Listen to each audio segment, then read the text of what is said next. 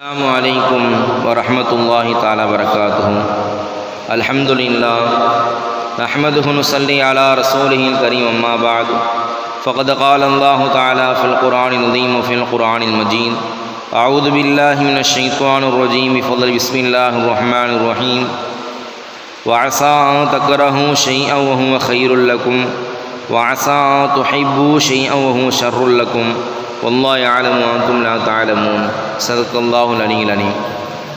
கண்ணியமான அல்லாஹ் நல்லடியார்களே, அருமையான பெருமக்களே, அல்லாஹ்வுடைய கிருபையால் இமாம் ஜமாத்தோடு ஃபஜருடைய தொழுகையை நிறைவேற்றக்கூடிய பாக்கியத்தை அல்லாஹ் நமக்கெல்லாம் வழங்கியிருக்கின்றான். நம்முடைய இறுதி மூச்சு வரை இமாம் ஜமாத்தோடு நின்று வணங்குவதற்குண்டான உலர் ஆரோக்கியத்தையும் மன வலிமையையும் நமக்கும் நம்முடைய குடும்பத்தாருக்கும் ஈமான் கொண்ட எல்லா மக்களுக்கும் அல்லாஹ் தந்து அருள் புரிவானாக. நாம் செய்யக்கூடிய நல்லமல்களை அல்லாஹ் பரிபூர்ணமான முறையில் பொருந்தி கொள்வானாக. பாவமான காரியங்களை வெற்றியும் அல்லாஹ் நம்மை முழுமையான முறையில் பாதுகாத்து அவனுக்கு பிடித்தமான நல்லமல்கள் செய்வதற்குண்டான பாக்கியத்தை அல்லாஹ் முழுமையான முறையில் தந்து அருள் புரிவானாக. ஆமீன். சங்கை குறித்தானவர்களை நாம் தொடர்ந்து பேசிக்கிட்டு வர்றோம்.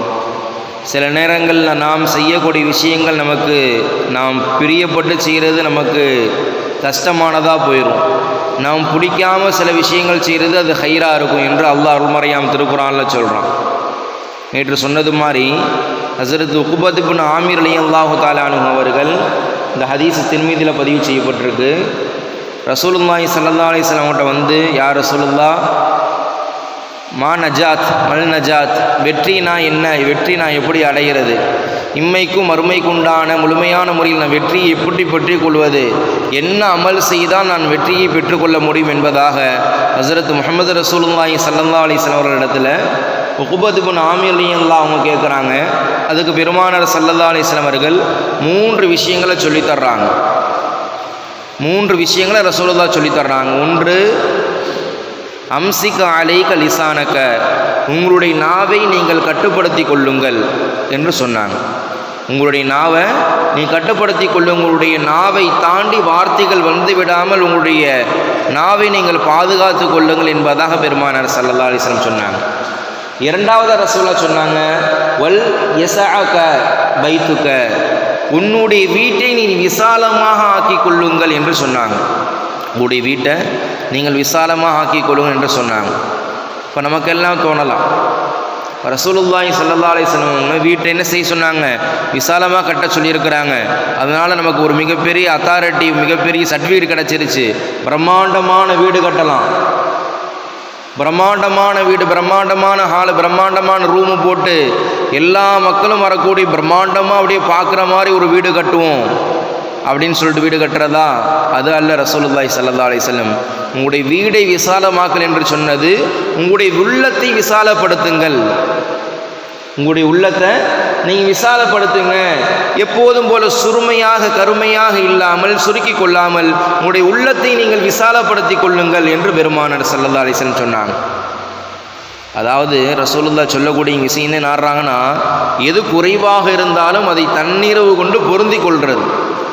இப்போ நம்ம கூட இருப்பாங்க, நம்ம கூடயே வேலை பார்ப்பாங்க, திடீர்னு பார்த்தா அவங்க நல்ல நிலைமைக்கு வந்துடுவாங்க. நமக்கு என்ன செய்யாது, பிடிக்காது. என் கூட தானே இருந்தான், திடீர்னு இப்படி வந்துட்டானே, பக்கத்து வீட்டுக்காரியை பார்த்து இப்படி வந்துட்டாலே, இப்படி வந்துட்டாலே, அப்படி என்ன செய்கிறது, உள்ளுக்குள்ளே ஒரு பொறாமை வர்றது. ஆனால் அல்லாஹ் ஜல்லஷானஹு தஆலா இப்படிலாம் ரசூலுல்லாஹ் சொல்லித்தரலை. அல்லாஹ் யாருக்கு எவ்வளவு நாடி இருக்கிறானோ அது நிச்சயம் கிடைக்கும். நமக்கு இவ்வளவுதான் இருக்குது என்று சொன்னால் அதை கொண்டு பொருந்தி கொள்ளணும். யார் அல்லாஹ் கொடுத்ததை கொண்டு பொருந்தி கொள்கிறார்களோ அல்லாஹ் ஒரு மிகப்பெரிய கூலி வச்சிருக்கிறான். இது மாதிரி சஹாபாக்களுடைய வாழ்க்கையில் ரசூலுல்லாஹுடைய காலகட்டங்களில் நிறைய நடந்துச்சு. சஹாபாக்கள் எல்லாருமே என்ன செய்யல, மிகப்பெரிய செல்வந்தர்களாக இல்லை, எல்லாம் மாளிகை கட்டி கோடீஸ்வரர்களாக இல்லை, அன்னன்னைக்கு சாப்பாட்டுக்கு ரொம்ப கஷ்டப்படக்கூடியவங்களாக இருந்தாங்க. இப்படி ஒரு நாள் பெருமானார் ஸல்லல்லாஹு அலைஹி வஸல்லம் சபையில் ஒரு பெண்மணி வர்றாங்க. அந்த பெண்மணி ரசூலுல்லாஹ்ட்ட வந்து, யா ரசூலுல்லாஹ், நான் உங்களுக்கு அர்ப்பணிக்கிறேன் அப்படின்னாங்க. அதாவது என்ன திருமணம் முடிச்சுக்கிறீங்களா அப்படிங்கிற மாதிரி கேட்குறாங்க ரசூலுல்லாஹ்ட்ட வந்து. ரசூலுல்லாஹ் ஆமாம் என்று சொன்னால் அதுக்கு பதில் சொல்லுவாங்க, இல்லைன்னு சொன்னால் அமைதியாக இருந்துருவாங்க. அப்போ அந்த சஹாபி பெண்மணிகிட்ட ரசூலுல்லாஹி ஸல்லல்லாஹு அலைஹி வஸல்லம் அமைதியாக இருக்கிறாங்க. அல்லாஹ் தன்னுடைய மனைவியாக ஆக்க வேண்டும் என்று யாரை அல்லாஹ் நாடி இருக்கிறானோ அப்படிப்பட்ட பெண்களை பெருமானார் ஸல்லல்லாஹு அலைஹி வஸல்லம் திருமணம் முடிப்பாங்க. ஏன்னா ரசூலுல்லாஹ் திருமணம் முடிப்பது என்பது மிகப்பெரிய அந்தஸ்து. முஃமின் ஈமான் கொண்ட எல்லா மக்களுக்கும் தாயாராக அவங்க ஆகிடுவாங்க, அவ்வளோ பெரிய அந்தஸ்து. அதன் காரணம் ரசூலுல்லாஹ்வுடைய மனைவியாக நாமும் ஆகிடக்கூடாது என்ற இயக்கத்தில் சஹாபா பெண்கள் எல்லாம் ரசூலுல்லாஹ்ட்ட போய் கேட்பாங்க. இப்போ ரசூலுல்லாஹ் அந்த பெண்ணிடத்தில் எதுவும் சொல்லாமல் அமைதியாக இருக்கிறாங்க. உடனே ஒரு சஹாபி எந்திரிக்கிறாங்க, யார் ரசூலுல்லாஹ் அந்த பொண்ணை வேணா எனக்கு திருமணம் முடிச்சு கொடுக்குறீங்களா அப்படின்னு கேட்குறாங்க.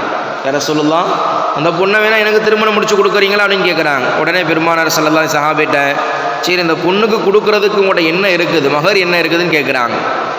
அந்த பொண்ணுகிட்ட கொடுக்குறதுக்கு மகர் என்ன இருக்குதுன்னு கேட்குறாங்க. உடனே வீட்டில் போய் தேடி பார்த்துட்டு யாரை சொல்ல என்கிட்ட ஒன்றுமே இல்லை யாரை சொல்ல அப்படிங்கிறாங்க. இல்லை நல்லா பாருங்களேன், ஏதாவது இருந்தால் கொண்டு வாங்களேன். ஒன்றுமே இல்லை யாரை சொல்லுதா, இல்லை இரும்பு பொருட்களாவது அதாவது மோதிரமாவது ஏதாவது இருக்குதா? அந்த காலகட்டங்களில் இரும்பு மோதிரத்தை அணிந்து கொள்வது என்பது அப்போ தடுக்கப்படலை.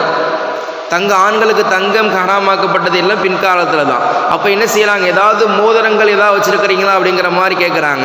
பெருமானார் சில ஒரு ஓடி போய் அந்த சஹாபி என்ன செய்கிறாங்க, ஒரு இரும்பு மோதிரத்தை தூக்கிட்டு ஓடியாடுறாங்க. இந்த மோதிரத்தை மகராக கொடுத்து இந்த பொண்ணை திருமணம் முடிச்சு வைக்கிறாங்க. இதே மாதிரி இன்னொரு சஹாபியினுடைய வாழ்க்கையில் நடக்குது. அப்போ ரசூலுல்லாஹி ஸல்லல்லாஹு அலைஹி வஸல்லம், ரசூலுல்லாஹ் எனக்கு இந்த பொண்ணை திருமணம் முடிச்சு கொடுங்க, இப்போ உங்கள்கிட்ட என்ன இருக்குது? அந்த சஹாபி அதுக்கு மேலே என்கிட்ட ஒன்றுமே இல்லைங்கிறாங்க. என்கிட்ட எதுவுமே இல்லை யார ரசூலுல்லாஹ் அப்படி சொன்னோன்னே, சீங்க உங்களுடைய உள்ளத்தில் அருள்மறையாம் திருக்குரான் ஏதாவது இருக்குதா, அதாவது ஏதாவது சூறாக்களை மனன செஞ்சுருக்கிறீங்களா, குரானை மனன செஞ்சுருக்கிறீங்களா என்று கேட்குறாங்க. உடனே அந்த சஹாபி சொல்கிறாங்க, யார ரசூலுல்லாஹ் எனக்கு இந்தந்த சூறாக்கள்லாம் தெரியும் அப்படின்னு சொல்கிறாங்க. அப்படியா, இந்த சூறாக்களை அருள்மறையாம் திருக்குரானை உங்களுடைய மனைவிக்கு கற்றுக் கொடுத்து அந்த பெண்ணுக்கு கற்றுக் கொடுத்து நீங்கள் அந்த மனைவியை மகராக மனமுடித்துக் கொள்ளுங்கள் என்று சொல்கிறாங்க. குர்ஆனை மஹராக வைத்து அந்த பெண்ணை மனமுடித்துக் கொள்ளுங்கள் என்று சொல்கிறாங்க. அல்லாஹு அக்பர். அந்த அளவுக்கு தன்னுடைய வாழ்க்கையில் எதுவுமே இல்லாதவர்களாக சஹாபாக்கள் வாழ்ந்தாங்க. இன்னொரு சஹாபி ஒவ்வொரு நாளும் பெருமானார் ஸல்லல்லாஹு அலைஹி வஸல்லம் அவர்கள் ஃபஜ்ர் தொழுகை வச்சவொன்னே ஒவ்வொரு தொழுகை வச்சு என்ன செஞ்சிருவாங்க, சலாம் கொடுத்த உடனே வீட்டுக்கு ஓடி போயிடுவாங்க. இதை பார்த்துக்கிட்டு இருந்த சஹாபாக்கள் என்ன நோட் பண்ணிக்கிட்டே இருக்கிறாங்க.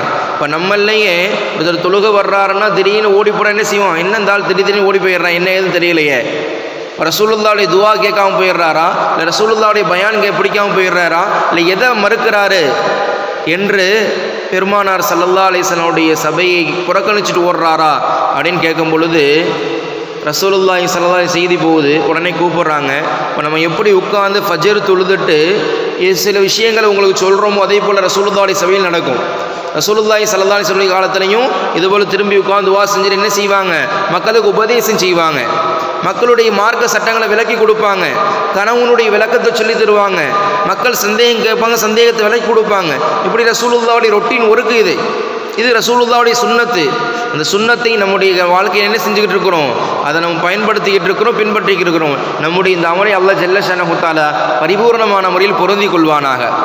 அப்போ அந்த சஹாபி என்ன செய்கிறாங்க, தொடர்ந்து ஓடி போயிடுறாங்களே, தொழுகை முடிச்சுட்டு ஓடி போயிடுறாங்களே என்று ரசூலுல்லாஹ் கம்ப்ளைண்ட் வந்தோடனே அந்த சஹாபியை கூப்பிட்டு என்ன விஷயம் இப்படி ஓடி போகிறீங்க, என்ன எதனால் இப்படி போயிடுறீங்க என்று கேட்கும்பொழுது அந்த சஹாபி சொன்னாங்களாம், யா ரசூலுல்லாஹ் என்னிடத்தில் இருக்கிறது எனக்கும் என் மனைவிக்கும் சேர்த்து ஒரே ஒரு ஆடை தான் இருக்குது, ஒரே ஒரு துணி தான் இருக்குது.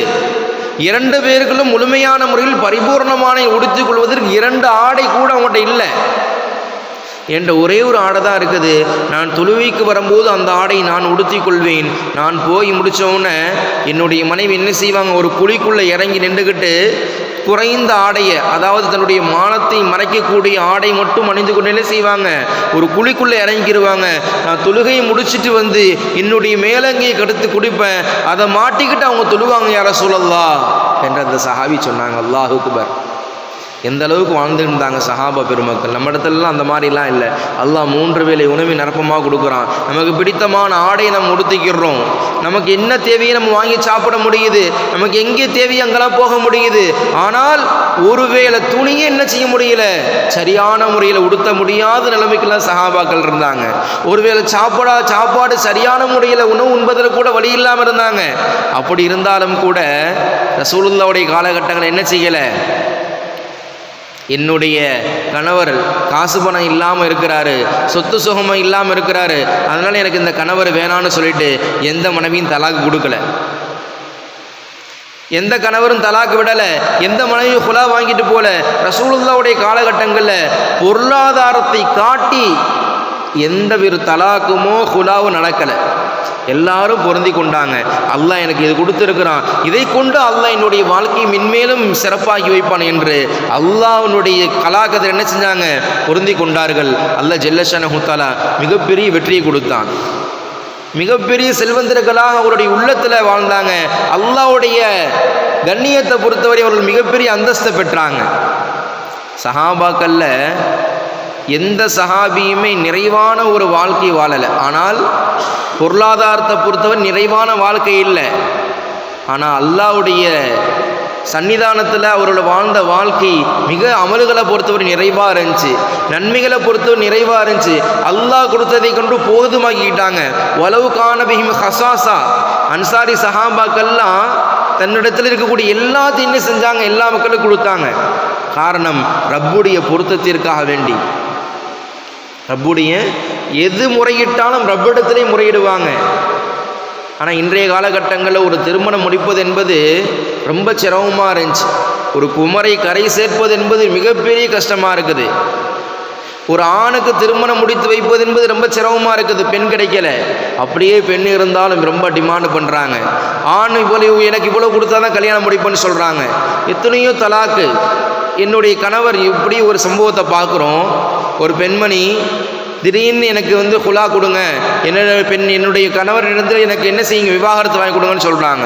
என்ன காரணமா, என் புருஷன் என்னை ஷாப்பிங்கே கூட்டிகிட்டு போக மாட்டுறாரு, எனக்கு என்ன செய்ய மாட்டாரு, லிப்ஸ்டிக்கு மேக்கப் செட்டே வாங்கி தர மாட்டாரு, என்னை சினிமாவை கூட்டிகிட்டு போக மாட்டாரு, என்னை பீச்சு பார்க்குன்னு அழைச்சிட்டு போக மாட்டாரு, என்ன செய்ய மாட்டாரு. அப்படி இப்போன்னு மற்ற பெண்களெல்லாம் வாழக்கூடிய வாழ்க்கை என்னுடைய வாழ்க்கையில் இருக்க மாட்டேங்குது. எனக்கு நகை வாங்கி தர மாட்டுறாரு, எனக்கு ஒவ்வொரு நாளும் புதுசு புதுசாக துணி வாங்கி தர மாட்டுறாரு அப்படின்னு சொல்லிட்டு இந்த என்ன செய்ச்சு, எனக்கு தலாக்கு வாங்கி கொடுங்க, எனக்கு ஹுலா வாங்கி கொடுங்க, எனக்கு விவாகரத்து பண்ணுங்கன்னு சொல்லுது. அல்லாஹ் அக்பர். எந்த அளவுக்கு நம்முடைய பெண்களுடைய நிலைமை இருந்துகிட்டு இருக்குது. எப்படியெல்லாம் சஹாபாக்களுடைய பெண்கள் வாழ்ந்தாங்க, தன்னுடைய வாழ்க்கையில் இருக்கக்கூடியதை வைத்து போதுமாக்கி கொண்டார்கள். அல்லாஹ் மிகப்பெரிய அந்தஸ்தை கொடுத்தான். அல்லாஹ் ஜல்லஷானஹு தஆலா பெருமானார் ஸல்லல்லாஹு அலைஹி வஸல்லம் 3 விஷயத்தை சொன்னாங்க. முதல் விஷயம், அம்சிக அலைக லிசானக, உங்களுடைய நாவை நீங்கள் பேணி பாதுகாத்துக் கொள்ளுங்கள், உங்களுக்கு வெற்றி கிடைக்கும் என்று சொன்னார்கள். பெருமானார் ஸல்லல்லாஹு அலைஹி சொன்னாங்க, உங்களுடைய வீட்டை விசாலமாக்கி கொள்ளுங்கள், அதாவது உங்களுடைய உள்ளத்தை விசாலமாக்கிக்கிறங்க. போதும் என்ற மனமே பொன் செய்யும் மருந்து என்று சொல்லுவாங்க. அதுபோல அல்லாஹ் கொடுத்ததை கொண்டு போதுமாக்கி கொண்டு இந்த உலகத்தில் வாழ்ந்தோம் என்று சொன்னால் அல்லாஹ் இம்மையிலும் மறுமையிலும் மிகப்பெரிய கூலியை தருவான் என்று, மிகப்பெரிய வெற்றியை தருவான் என்பதாக அண்ணலம் பெருமானார் ஸல்லல்லாஹு அலைஹி வஸல்லம் சொன்னார்கள். ரசூலுல்லாஹி ஸல்லல்லாஹு என்ன சொன்னார்களோ, எதன்படி வாழ்ந்து காட்டினார்களோ அதன்படி வாழ்வதற்கு உண்டான வாழ்க்கையை அல்லாஹ் நமக்கும் நம்முடைய சந்ததிக்கும் ஈமான் கொண்ட எல்லா மக்களுக்கும் அல்லாஹ் தந்து அருள் புரிவானாக. இதை சொன்னோம், இதை கேட்பது வாழக்கூடிய தௌஃபீக் அல்லாஹ் தந்தல் புரிவானாக. ஆகிரு தாவான் அல்ஹம்துலில்லாஹி ரப்பில் ஆலமீன். சுப்ஹானல்லாஹி வ பிஹம்திஹி சுப்ஹானக்கல்லாஹும்ம வ பிஹம்திக அஷ்ஹது அல்லா இலாஹ இல்லா அன்த நஸ்தக்ஃபிருக வ நத்தூபு இலைக். ஆமீன் ஆமீன். சுப்ஹான ரப்பிக ரப்பில் இஸ்ஸத்தி அம்மா யசிஃபூன் வ ஸலாமுன் அலல் முர்ஸலீன் அல்ஹம்துலில்லாஹி ரப்பில் ஆலமீன். ஸல்லல்லாஹு அலா முஹம்மதின் ஸல்லல்லாஹு அலைஹி வஸல்லம். ஸல்லல்லாஹு அலா முஹம்மதின் ஸல்லல்லாஹு அலைஹி வஸல்லம். ஸல்லல்லாஹு அலா முஹம்மதின் யா ரப்பி ஸல்லி அலைஹி வஸல்லிம். அஸ்ஸலாமு அலைக்கும் வரஹ்மத்துல்லாஹி வ பரகாத்துஹு.